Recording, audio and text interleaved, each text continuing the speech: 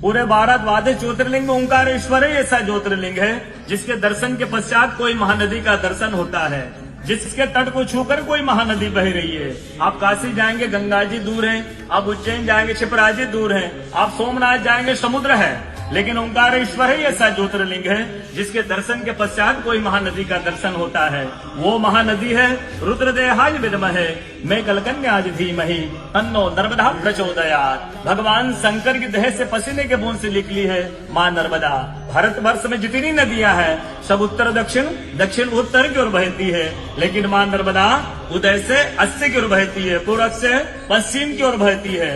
भारतवर्ष में जितनी नदियां हैं उसमें नर्मदा ही नदी ऐसी है जिनके जितने कंकर हैं सब शंकर है। नर्मदा पुराण में ये भी कहा गया है कि नर्मदा जल के स्पर्श होने से जो शिवलिंग निकलता है उसको डायरेक्ट ले जाके पूजा कीजिए, उनको प्रतिष्ठा की आवश्यकता नहीं है। नर्मदा जल स्पर्श होने से वो स्वयं प्रतिष्ठित हो जाते हैं। अयोध्या में राम लला जी की जब स्थापना की गई थी तो नर्मदा का 2.5 फीट का नर्मदा का शिवलिंग राम जी के साथ अयोध्या में स्थापित किया गया था। और कहा गया है कि रेवा तटे तबम कुर्यात मोक्षदायिनी गंगा। कलयुग में आपको तब करना है, नर्मदा किनारे जाइए, और मोक्ष करना है तो गंगा किनारे जाइए। रेवा तटे तबम कुर्यात मोक्षदायिनी गंगा।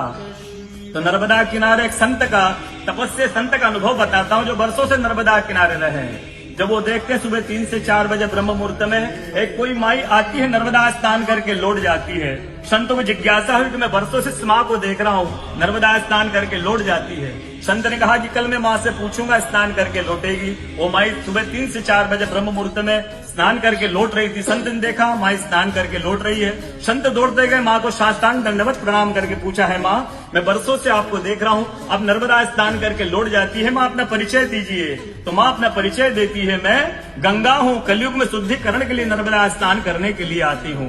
बोलो गंगा मैया की जय, नर्मदा मैया की जय, ओंकारेश्वर भगवान की जय, आज के कथा के आनंद की जय, भक्त और भगवान की जय।